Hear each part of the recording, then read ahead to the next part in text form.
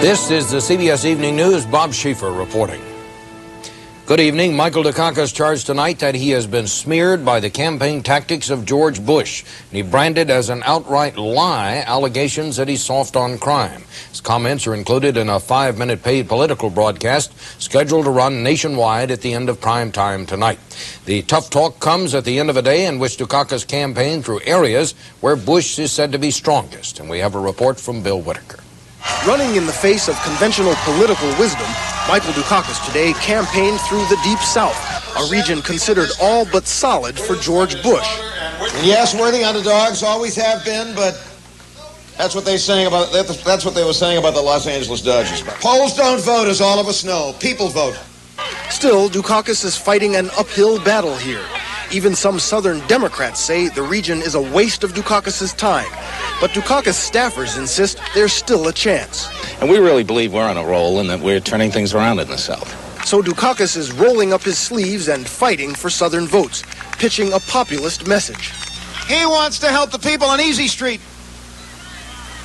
We want to help the people on Main Street, and we're going to do it.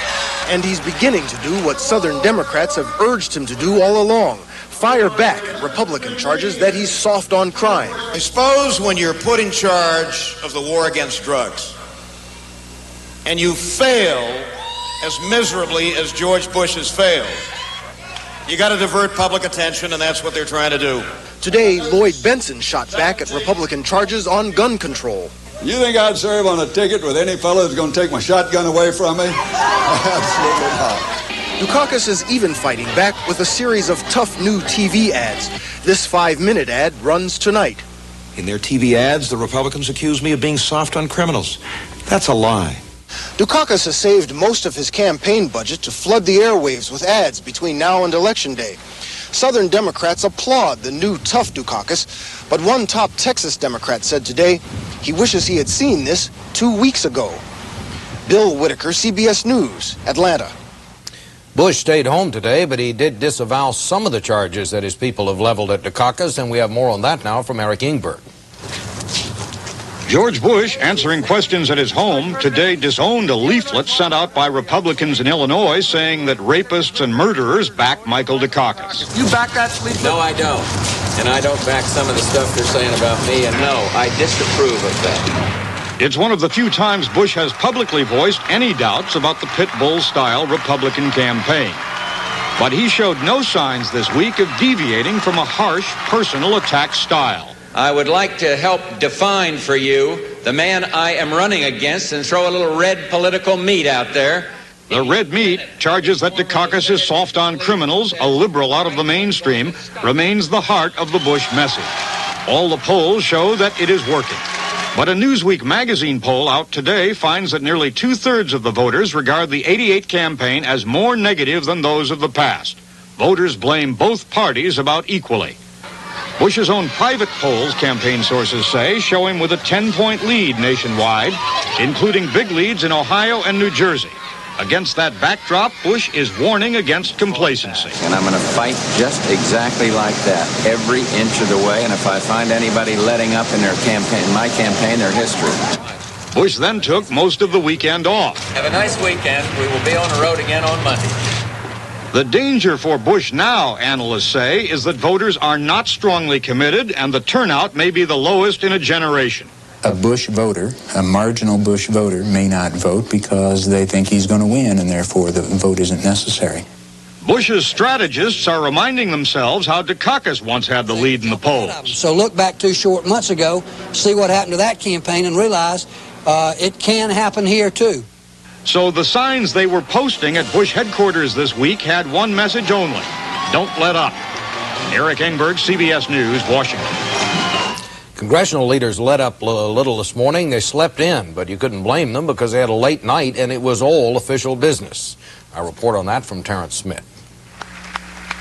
It was 3:16 this morning when the 100th Congress finally finished its business. In a burst of productivity in the final days, Congress passed nearly 100 bills. 2 of the most important deal with hot election year issues, taxes and drugs. But let it not be said that we have left any pocket unturned, any scrap unused, any watch on pawn or any hot check on cash in our effort to provide the dollars needed to fight the war on drugs. The sweeping anti-drug bill provides for creation of a cabinet-level drug czar, the death penalty for drug-related murders, and fines of up to $10,000 for drug users. The cost, $2.8 billion. Congress also adopted a tax bill that will reduce taxes for mutual fund investors, freelance writers, and farmers, and raise taxes for defense contractors. Frantic as the final hours may seem, there is a method in the madness. It is not as crazy as it looks on the surface. So many of these bills have been in the works for months, if not for years. At the end, the leaders made the traditional and final calls to President Reagan. We bring you good tidings of great joy. Retiring with the 100th Congress are two of the Senate's political war horses, William Proxmire, the maverick from Wisconsin, and John Stennis, the courtly 41-year veteran from Mississippi who served under 8 presidents. The last-minute legislation now comes here, where President Reagan is expected to sign most, if not all, the bills. Then he'll be out on the campaign trail, trying to help the Republicans in their long-shot effort to retake control of at least one house of the 101st Congress. Terrence Smith, CBS News, the White House. Supreme Court Justice Sandra Day O'Connor, who had breast cancer surgery yesterday, reported in good condition tonight. She expects to be back at work when the court returns from recess at the end of the month. Also in the hospital tonight is Florida Congressman Claude Pepper. His condition is not known. Pepper is 88 years old. Well, coming up next on the CBS Evening News, Hurricane Joan batters Nicaragua, and later duck hunting season opens with both ducks and hunters in short supply.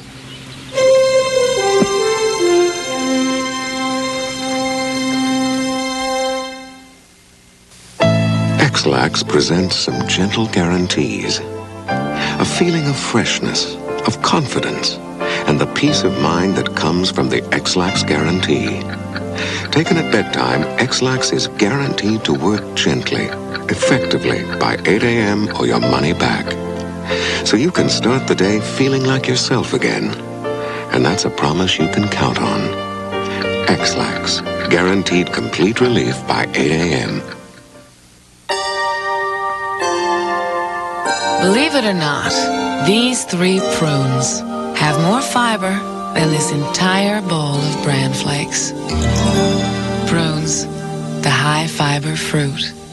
With low back pain, every step shoots pain. Up here. Know what helps? Clinically proven Back Guard, a shoe insert. Watch how it absorbs foot shock to relieve low back pain. Amazing. Something down here can help up here. New Back Guard from Dr. Scholl's. Hallmark presents Halloween as you've never seen it before. Hallmark's Boo Bazaar, where actual costume accessories create a spectacle beyond belief. Horrify your head. Try on glowing terror. Shake in your shorts. Everything to let the ghoul times roll is at Hallmark's Boo Bazaar. Now playing at a store near you. I'm frightened. The kinds of trouble Nicaragua has been familiar with lately have been political, economic, and military, but today nature was the adversary. A furious hurricane ripped into the Central American nation and neighboring Costa Rica. Early reports tell of at least 20 dead, more than 100 missing, thousands homeless. Bruce Hall reports. Hurricane Joan slammed into Nicaragua today with torrential rains and winds, cutting off communications. Officials say it appears to be the strongest storm ever to hit the Central American country. The winds were probably somewhere around 130, maybe 135 miles per hour in the zone around Bluefield and over the Corn Islands off of the east coast there of Nicaragua. And we're getting reports from through ham radio reports that perhaps in Corn Island there was massive damage as far as structures are concerned. Nicaraguan President Daniel Ortega says that Bluefield on the east coast, about 170 miles from Managua, has been devastated. However, he says he does not yet have reports on deaths and injuries. Ortega just returned from Bluefield yesterday, where some of the residents were evacuated by boat. But many refused to leave, saying they did not believe the storm would hit with such intensity. Many of the homes offered little protection from the wind and rain. Neighboring Costa Rica was also pelted with heavy rain. The damage is not believed to be as serious. Residents of Limon on the coast had several days' warning, and many were evacuated before the storm hit. However, these residents may have to stay in evacuation centers as flooding spreads. We continue to have rainfalls, heavy rainfalls of high intensity, and that have produced several landslides throughout the country and many floods. Now, the big problem now is the flash floods, the heavy rains. We're getting reports from Costa Rica about some dam failures that have already taken place there and some massive flooding. Officials are now concerned about residents in Managua, particularly those who live near Lake Managua. Government reports say people are refusing to evacuate, despite predictions of as much as 15 inches of rain. The area traditionally floods with as little as 1 to 2 inches of rain. Bruce Hall, CBS News, Miami. Rescue workers trying to save those trapped whales in Alaska finally appear to be making progress, but along with that good news today comes the sad report that one of the whales is now presumed dead. David Dow is on Whale Watch in Barrow, and here's his report. Rescue officials confirmed today what some had feared since last night. The smallest and weakest of 3 trapped whales is missing, an apparent victim of its struggle for survival. There was no sign today of the whale dubbed Bone for the severe gashes on its snout. It's sad. Hate to see that happen. Sad, but it's, they're doing their best to save them. Officials still had hopes they could save the other 2 whales. I think the 2 animals, if we could get them out soon, I think there's a fairly good chance, actually, that they'd both make it. The whale disappeared just as the rescue effort took a promising turn, and today it continued with what seemed to be a renewed sense of urgency. More chainsaws and other equipment were tossed into the battle, flown by helicopter to rescue crews. The crews resumed the job of cutting a chain of breathing holes to open ocean 4 miles across the ice. One official called it Inupiat power for the native residents who manned the saws. A scientist calculated that at the present rate, the crews could reach open water in 2 days.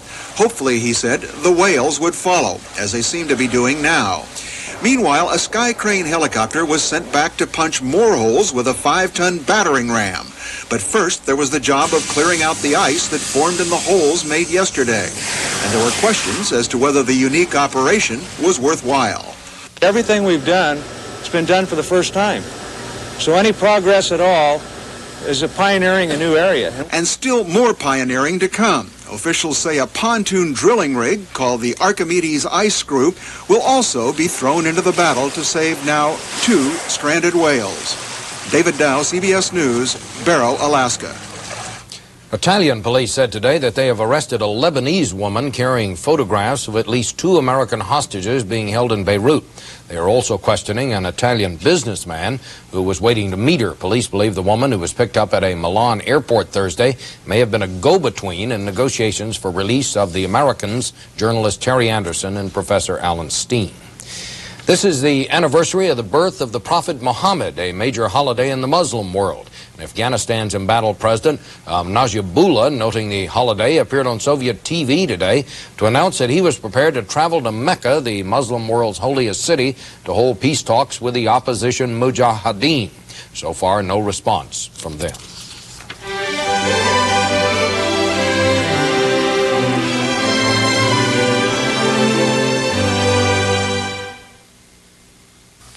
You've just been caught knocking off the Kellogg's Cracklin' Oat Bran. How do you handle the consequences? Did you eat all the Cracklin' Oat Bran? Who, me? Did you eat all the Cracklin' Oat Bran? Did you eat all the Cracklin' Oat Bran? I didn't do it. I did not do it. No, absolutely not. With the crunchy sweet taste of Kellogg's Cracklin' Oat Bran, an open box is an empty box.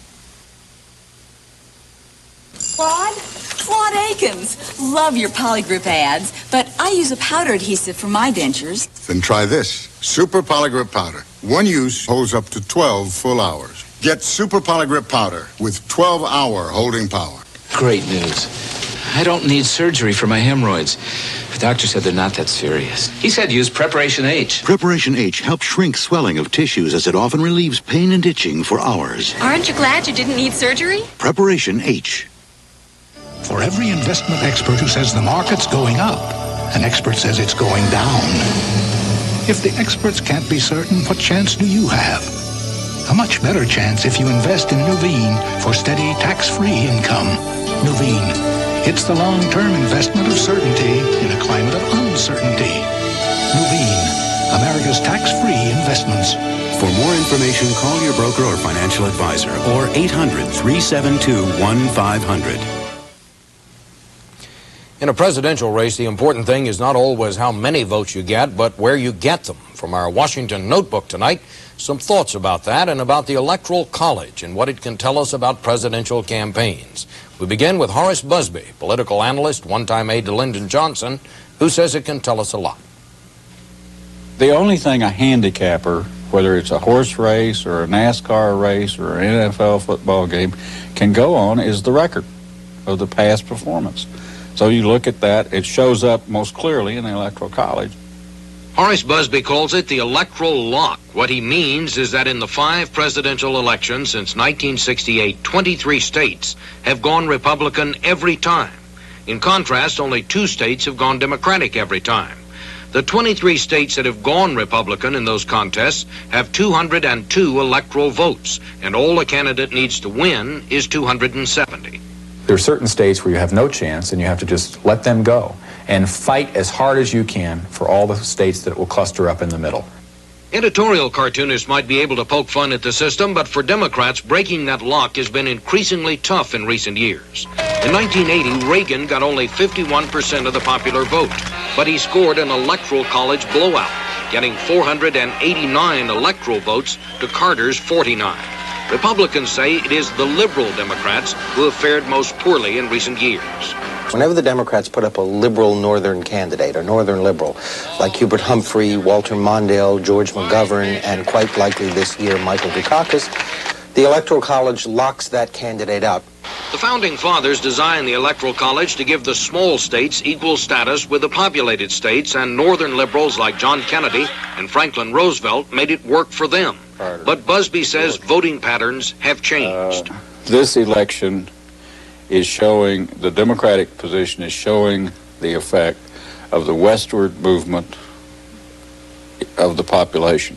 The 1980 census took electoral votes away from the industrial states in the Northeast, which tend to be more Democratic, and shifted them westward to areas which have tended to be more conservative in recent years. Democrats say that makes it harder for them to win, but not impossible. The trick is to target the right states to get you just barely over the top in those states and get to 270 votes. And this year, the Democrats might actually be able to do that. The Republicans, of course, disagree, and the odds makers say that makes for an interesting horse race. Americans don't necessarily lose because because the politicians are frustrated. Anytime you keep politicians from functioning efficiently and without a check on what they do, you're in trouble as a country. So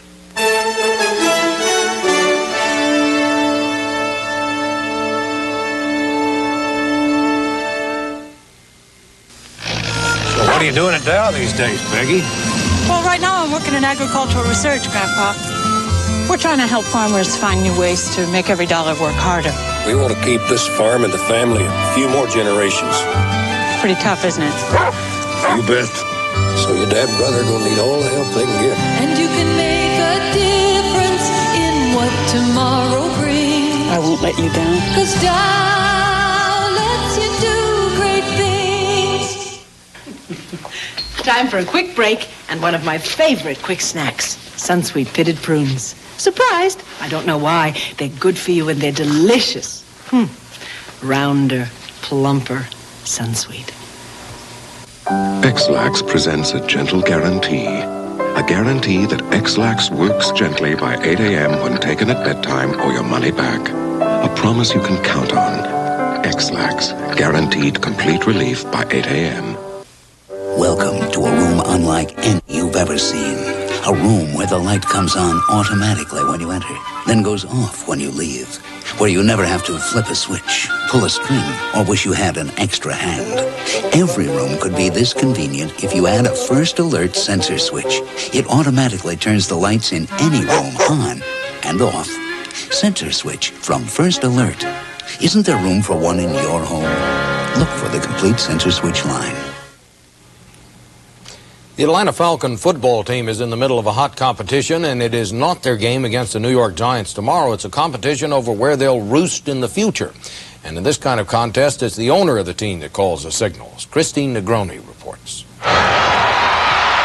From the stands, it looks like football. But off the field, there's a turf war going on over where the Atlanta Falcons will play. That's because the team's owners, like owners from Seattle to Miami, have discovered they can get a better deal by threatening to take their team and move. It's sports to the people that play the game. It's big business and economic development for a city. That's why Jacksonville would like the 82,000-seat Gator Bowl to be the new home of the Atlanta Falcons. The Falcons, perennial losers in the NFL, are considering the move. What we're looking for, really, is to be on a competitive basis with the other teams in the National Football League. The Falcons have been offered cut-rate rents here at the Gator Bowl, a guarantee of ticket sales, and 54 new skyboxes that could add millions to team revenues each season. There are cities that right now are offering such gravy trains to get a professional sports team that the Falcons are having to find it, they're having to find reasons to stay. Atlanta is trying to give them a reason to stay. With a combination of public funds and corporate commitment, the state of Georgia is offering a new domed stadium. There is a real active bidding war for a professional sports presence. I think owners are sitting in the catbird seat. The Falcons owner argues he wants what other owners have already won: more money to pay for a better team, illustrating the most important new rule in Major League sports. No matter what the scoreboard shows, the final score is the bottom line. Christine Negroni, CBS News, Atlanta.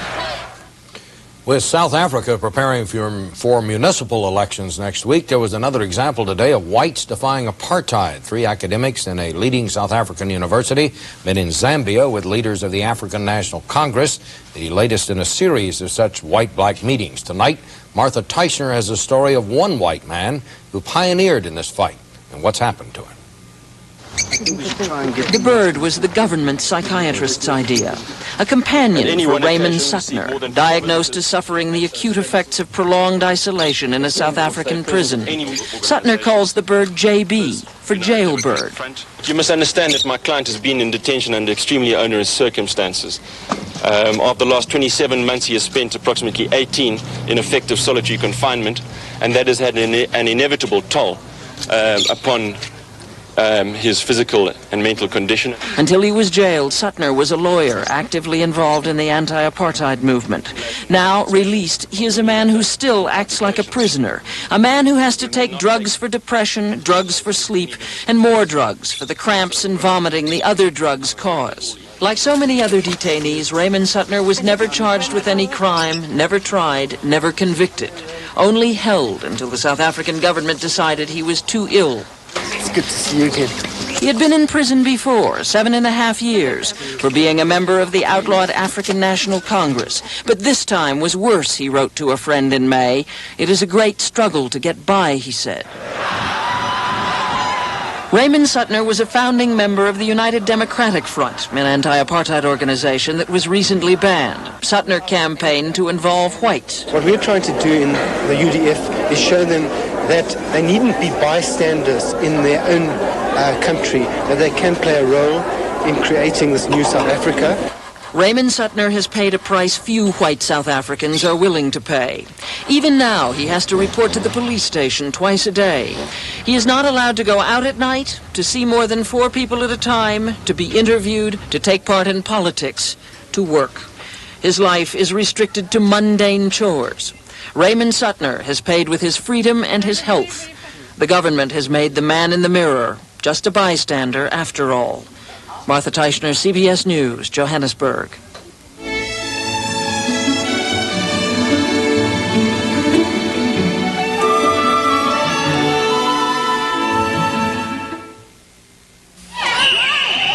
No one knows I just got dentures, and I don't want anything to blow it. Fix-It and forget it. Denture wear is candied everything, but with Fix-It, I can get a taste of the local flavor. Fix-It and forget it. Fix-It helps fix loose spots for a strong hold that lasts longer than any leading cream. I just got dentures, but it hasn't slowed me down. Start to be the 45. Want to hear 45? 45 fierce. Use Fix-It and forget it. It's happening now. the great crab harvest of '88 at Red Lobster. King crab from icy Alaskan waters, steaming, succulent. Delicate snow crab to dip, drip, and savor. And get your first taste of our sweet, meaty Pacific Dungeness. We've created 6 crab and seafood combinations starting at $7.95. They're here now and only at Red Lobster. Friday through Sunday, it's our weekend special, steak and shrimp, just $9.95. One was named Wilbur, the other Orville. 2 brothers who shared a belief. A belief that when the fundamentals of aeronautics were properly applied, man could fly. At Raytheon, we haven't forgotten their lesson. Consider the revolutionary new Starship from Beech Aircraft, a Raytheon company. Many of the fundamentals are the same as the one built by Wilbur and Orville. Raytheon, where quality starts with fundamentals. As the seasons go, this is not a favorite season for ducks. It is hunting season. This year, the supply of ducks is way down, so is the supply of hunters. But in an odd way, that's bad news for ducks. John Blackstone has our report. In most of California, this is opening day for an endangered species, the American duck hunter, a population cut in half in the past decade. And this year, as the duck hunting season opens, restrictions are tighter than ever. The number of hunting days has been reduced, and hunters are limited to only 1 duck a day of some species. You look at the birds and you look at me and wondering why I'm not doing anything about it. A lot of guys are not buying duck stamps anymore or hunting licenses because they just don't think it's worth coming all the way up here. But all of that may not be good news for the ducks. Though duck populations are in steep decline, almost no one blames the hunters. It's the habitat that's the key. Harvest is not what's driving these populations down, it's the drought. Severe drought in the American Midwest and the Canadian prairies made this one of the poorest duck breeding seasons ever. But this drought year has also made it evident how much ducks depend on duck hunters to maintain their habitat. We're creating new wetlands. Duck hunting organizations are building new wetlands and breeding grounds from the Canadian North to California's Central Valley. How many acres we got here? 160 acres? Yeah, I got about 160 acres. In California, duck hunters now own fully 2/3 of the state's wetlands. Even the bird watchers in the Audubon Society can see that as duck hunters disappear, the ducks are losing some of their best friends. It's the duck hunters who historically have probably contributed more in terms of money and habitat protection than the conservation organizations. Many hunters argue that with restrictions as tight as they are this year, even more hunters will abandon the sport. Right now, I don't know, it does look, it looks kind of grim. It's just not worth the time.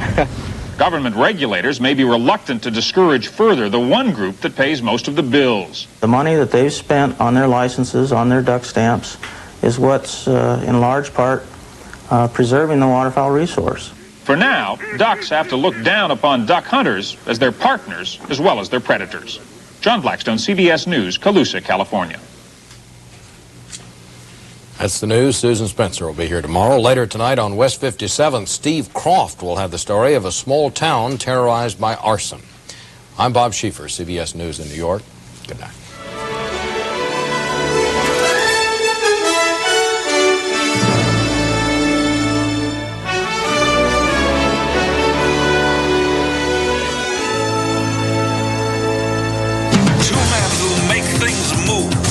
And the Cowboys, Randall Cunningham and the Eagles, an NFC East collision tomorrow on CBS Sports.